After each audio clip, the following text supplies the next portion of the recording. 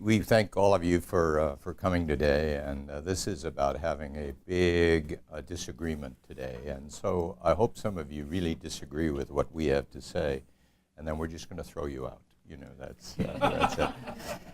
But we pleaded with East-West Institute to have this event in the evening where there could be alcohol, and they said absolutely no Mau Tai, and so we had to do this at lunch. We're also saving on air conditioning, I understand, right? So anyway, it's nice of you on a weekday to come and spend lunch with us and have this discussion.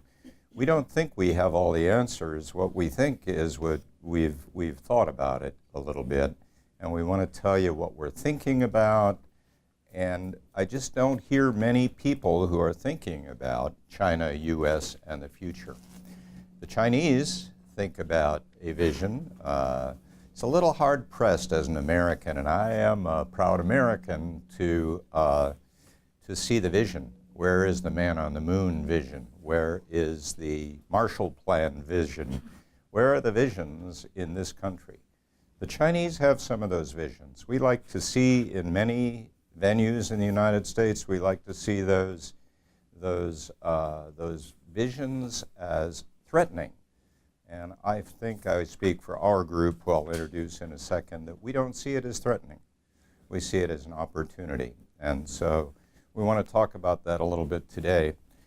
Let me just say that this is a Red Bison. That's Martha Behar and me, who started Red Bison. Red for China and Bison for my home state of North Dakota, which you all should go and visit. That's Matt Stuckey over here, a banker from New York City, is from North Dakota also, by the way.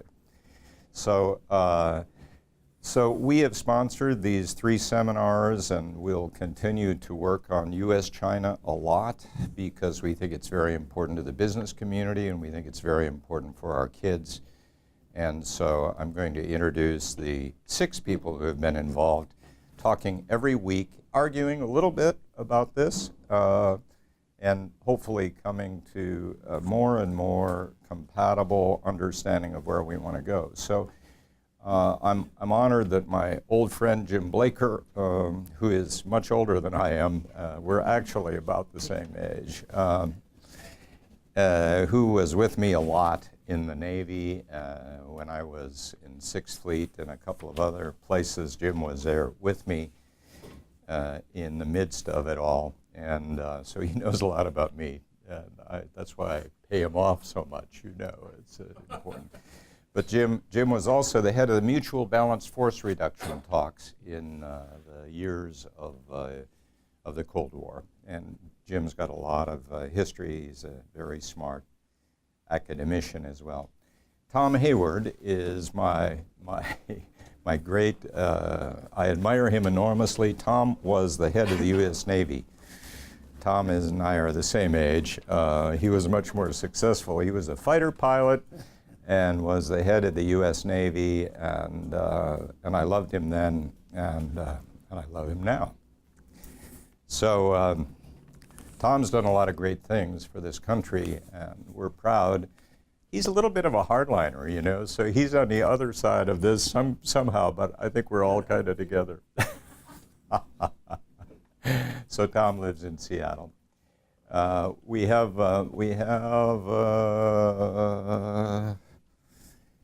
Sebastian. Sebastian belongs to Martha and her husband Juan. Sebastian is 17, and Sebastian is one of the smartest, most articulate young men I have experienced. He's at one of the best high schools in the United States. He's president of his class, enormously articulate. And he's going to be an adult in 2038 living this. So we're hoping that Sebastian's going to get published a little bit. He doesn't need our help to do this, but this is the story of a young man who will be a leader of this country in one way or another in 20 years. John Newble is a classmate of mine. I admire him enormously. The Honorable John Newble served in government a lot. He was very near the top of our class. And John is a remarkable guy who's been a dear friend for many years. And he was much smarter than I was at the Naval Academy. Dave Walker is a guy who has been in the arena a lot. John and I have been fostering a balanced budget amendment to the U.S. Constitution, and Dave has been right in the middle of a lot of that discussion. He recently was in a governor's contest for Connecticut. That state would have been benefited enormously by Dave Walker's victory if that had happened. Now, as is Dave Walker, he's supporting strongly the next guy who he thinks will be doing a lot of the right things. So let's see, who did I miss? Martha. I told you a little bit about Martha. Martha is enormously smart. It's very hard to have a smart partner. And so we do very interesting things with the U.S. and China. We do telecoms things. We do a little bit of investing on the side. So if you want to give us money, we're always here for you. East-West Institute is a remarkable place. It is not so much a U.S. organization, but Dr. Bill Parker and Cameron Montour, Ambassador Cameron Montour, lead this organization. It's a do tank, not a think tank. It's a do tank. So they are out around the world. Bill has facilitated a lot of these relationships with Turkey and many other parts of the world. Laura has been very involved with China a lot to get out there and do things. And so for all of us who know the think tanks, I would just recommend to you that the do tanks are really important, and this is a place where that happens.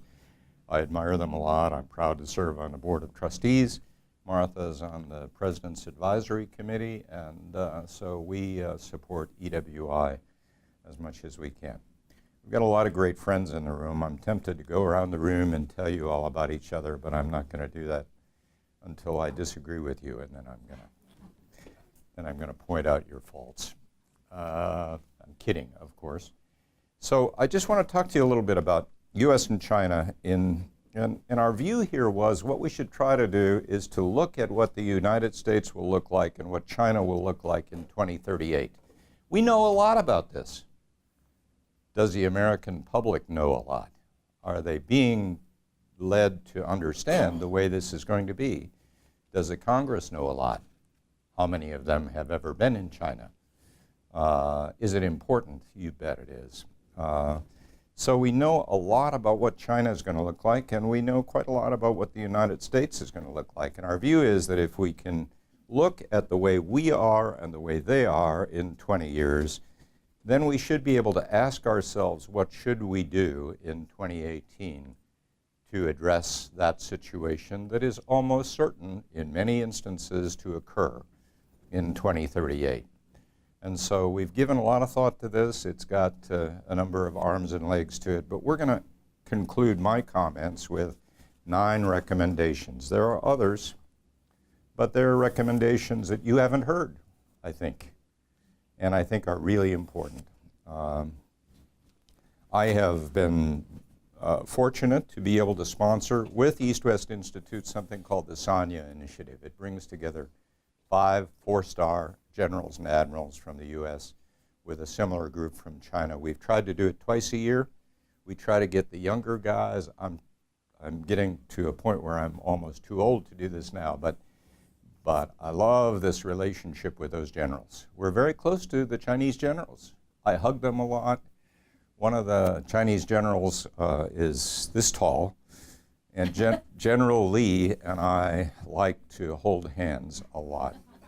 Chinese older men hold hands, and I love holding hands with General Li. And I know some of their grandchildren, and I'm struck by how much alike we are and what kind of things we say about each other. And so the loveliness of being together with these kind of men is something that I wish all of you could see and understand and see the potential in what that kind of relationship might be. I want to just now briefly say the way we think the U.S. and China will be. The U.S., of course, is faced with this huge debt. I wonder if all of you believe, as we do, that this is a very fragile situation. It's never been worse. We are one of the most indebted nations in the world. debt to GDP is over 100% and growing a lot every year, despite the fact that the economy is quite strong now. I don't understand. I don't understand. I hope some of you will argue and say it's going to be okay, Bill, but I don't think it's going to be okay. And in Washington, there isn't a lot of attention to it. We think it's one of the major problems facing the United States today. That's not the topic of this discussion, but it will come to roost around many of these issues. The United States military budget today is $700 billion a year. I think it's way too big. Some of us would disagree with that. I think it's too big. I think it's not smart enough. I think it's not joint enough. I think the money gets wasted in a lot of ways. The Army, Navy, Air Force, and Marines, it's called Title 10, each build a budget. Now we'll have the Space Command as well. 5 entities build a budget, and when we go to war, we go together. But it's very interesting to me that when the Marines go in the battlefield, they don't have the same degree of support as the Army guys do. Shame on us. They don't have the same communications, logistics, medicine as the Army does. Why is that? Because of Title 10. I'm sorry to bore you with this, but there are lots of issues with that. I'll come to what the Chinese are doing shortly. But the bottom line is that we can't afford $700 billion a year for what's called a strong military, because the military-industrial complex is alive and well, as President Eisenhower said. You know, the lobbies, Lockheed Martin, Boeing, Northrop, Grumman, et cetera, are all at work in Washington. The admirals and generals all believe this is the right thing for this country. They're not corrupt. They believe it, and it is the way it is because that's the way it is. And we fight for more money for the military. And the congressmen love the military. It's jobs, it's bases, it's R&D for their universities, et cetera. It's too much money. It's $700 billion. But I can tell you that because of the deficit and the discretionary money, it won't be $700 billion in 3 or 4 years. I think it'll be 500.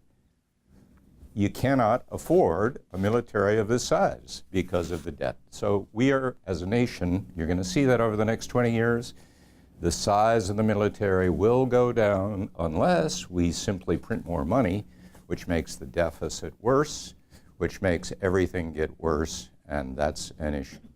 So that's facing us. We've got the demographics of America. We're all getting older, and there are very few. That's why I'm relying on Sebastian here to perform well, because he's going to have a lot more of us old people to take care of than he even knows today. And we're living longer. I mean, we're doing pretty well. And look at my hero, Tom Hayward here. And we had Hank Greenberg coming to this session today. He's in his 90s. Martha and I saw him this morning. He sends the best wishes to all of us, and he's hosting a group of United Nations people sponsored by the Chinese government. So we are all getting older, and there are fewer young people to take care of us, and that's going to happen.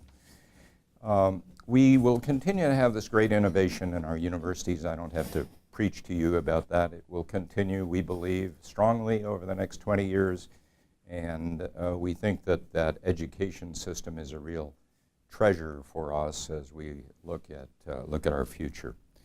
I mentioned to you the discretionary spend. I mean, this applies to everything that is discretionary. Social Security, Medicare, et cetera, is all going to be challenged by this budget deficit. And finally, I would just say that I don't expect that we're going to have a vision. In 20 years, I don't think we're going to have any look at a vision. Stanford Business School says if you're running a large business and you have a strategy, and the strategy is meaningful and you implement it, your business is 20% more efficient. That's what Stanford says. We don't have one. The Chinese have one. I'll talk about that in a second. So I just want to leave the United States by saying that many of these issues we know very well, and I won't dwell on them. I want to talk a little bit about China. They do have a vision. The Belt and Road Initiative, 65 countries bridging everything from Beijing to Warsaw with high-speed rail. There's discussion of a 75-mile tunnel underneath the Himalaya mountains. Who's going to do that? The Chinese will do it. They're putting money against it right now to do that. We see it as a threat to our hegemony. I see it as exactly what we would do if we were the Chinese. I mean, they would build a great nation. They have been invaded by a lot of countries over the last 1,000 years. They see themselves as needing to protect those borders, and that's what I would do if I were them.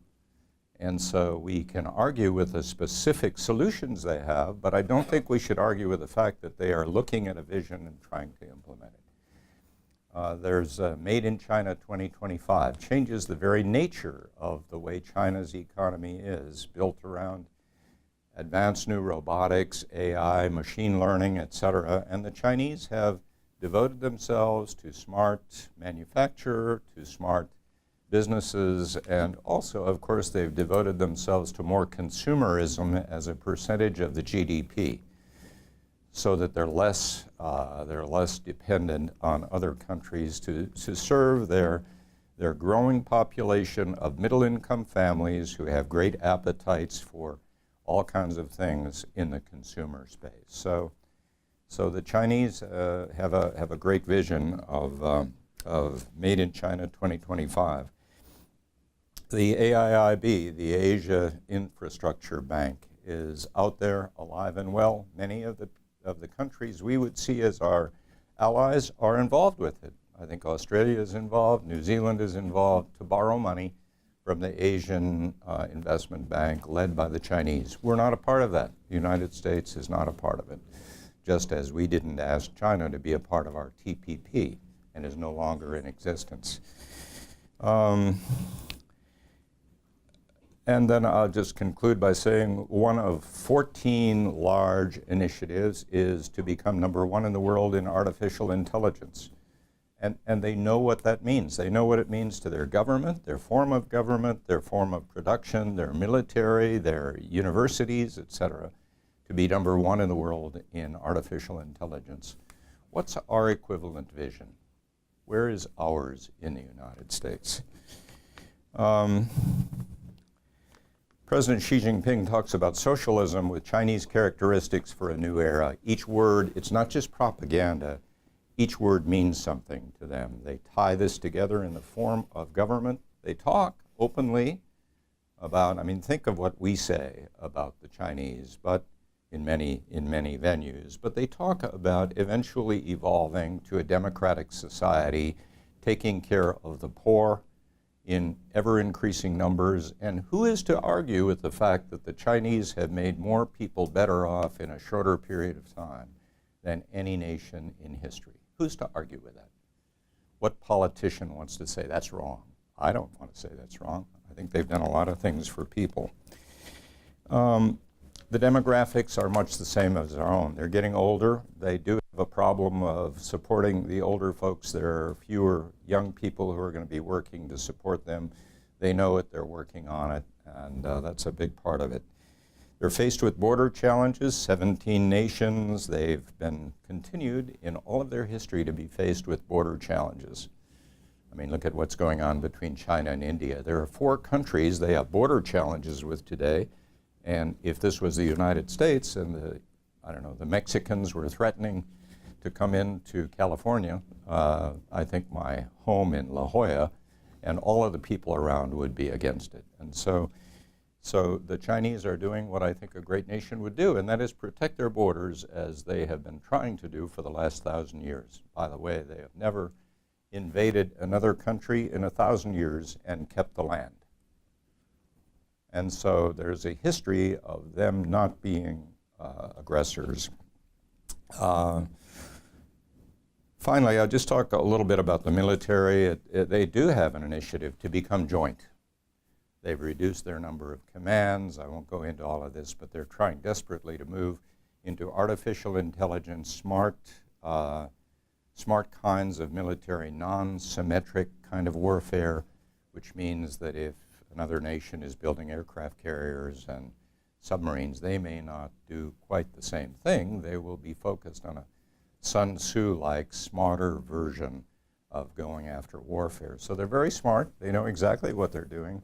And in many venues in the United States, we call them the greatest threat to the United States from a national security perspective. And some of our general friends will say, why do you call us that? We don't call you that.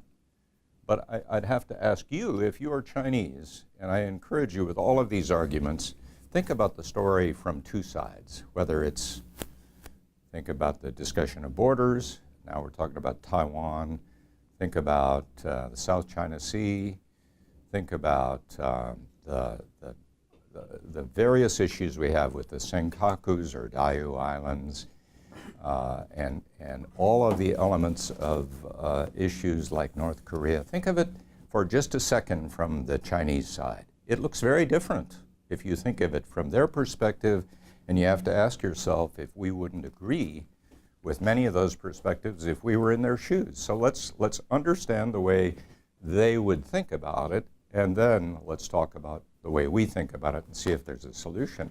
If we assert that everything is with the wrong motives and we don't understand the issue from their side, then there's no real debate or there's no real solutions.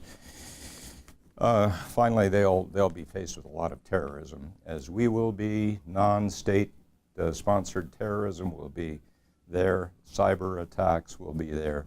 These are opportunities for great coming together with the Chinese. So what should we do? Well, we've got a lot of things on the table, but I'll just mention 9 things briefly. We think that there should be a U.S. and China-sponsored national security organization that is established in Northeast Asia with Japan, South Korea, Russia, China, and the United States. 5 nations. Should be done tomorrow. We should sponsor it from the U.S. and the Chinese side. To discuss all of these issues, there is no place to discuss these things on a continuing basis. Maybe it's like the OSCE in Europe. It's not a defense alliance, but it is a place where we can discuss these things and come to grips with real solutions.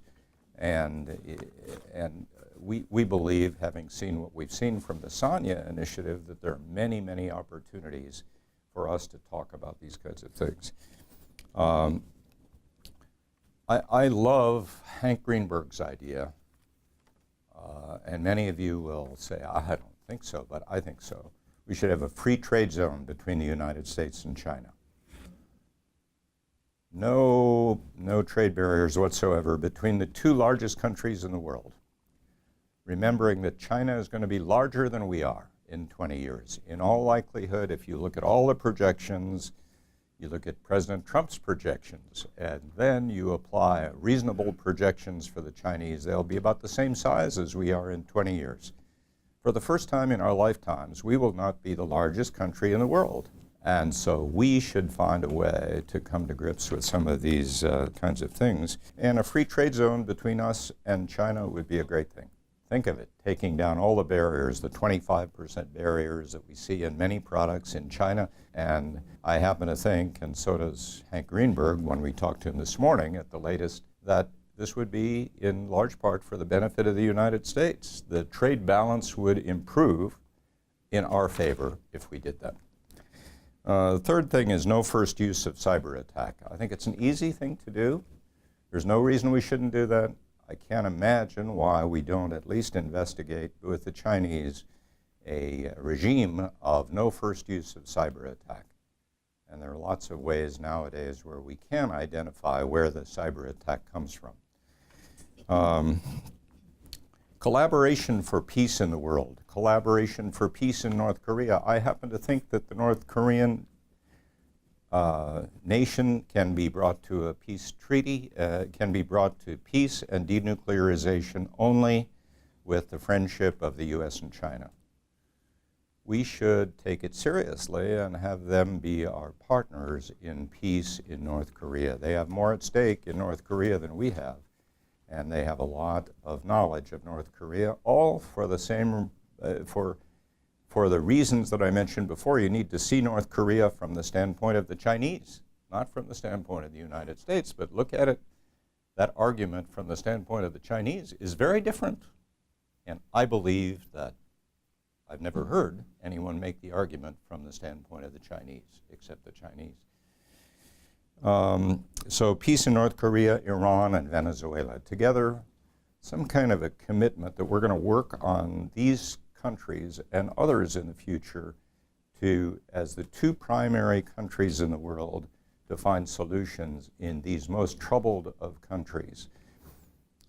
We happen to think that Graham Allison's Thucydides trap is wrong, that there are ways for the two great nations in the world to live in peace. We think there are ways to do that. It's not a written in script kind of proposition that the enemy of the United States will be China and vice versa. We think that's wrong. So we're trying to think of if somebody's got a great name for the branding of what that is when two great nations in the world become great partners.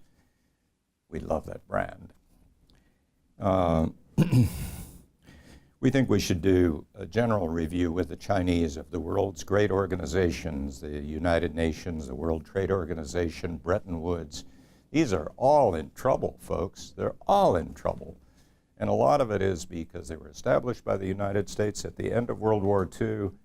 Bretton Woods is coming apart. I can tell you, I mean, those of us who are proud permanent residents of Hong Kong, we have a couple here in the room today, and I and my wife, who love Hong Kong, would tell you that Bretton Woods is coming apart. Watch what's going on with the US dollar in trade around the world. It was established by Bretton Woods, but is it being used as much this year as it was last year? No, by 20% less.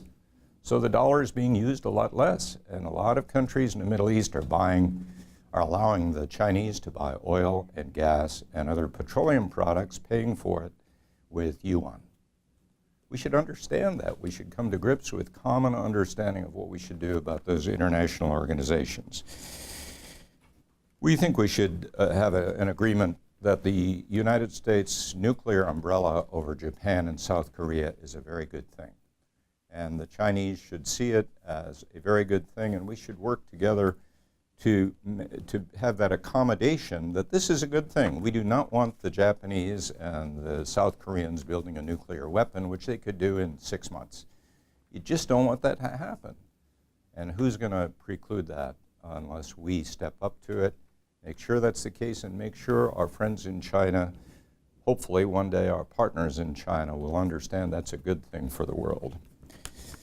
And finally, we think that it would be a good thing to have enhanced people-to-people programs. We talk about it all the time.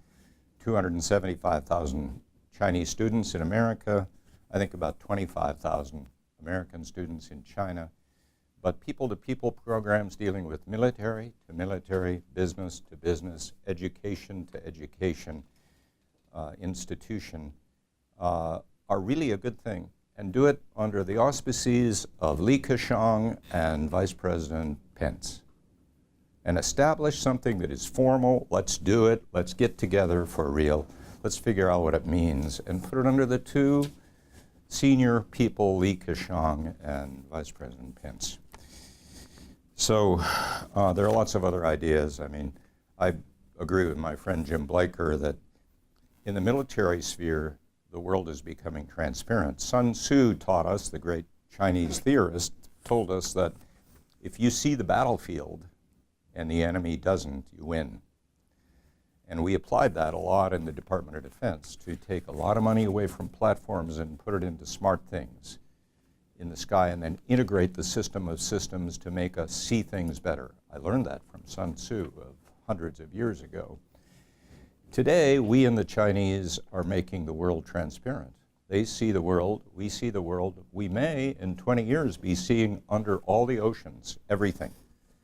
We may. Now, this is a very contentious point, and I think we do not have agreement in our group about this, but we should at least talk about a transparent world because of terrorism, because of all the things that happen out there, humanitarian disasters.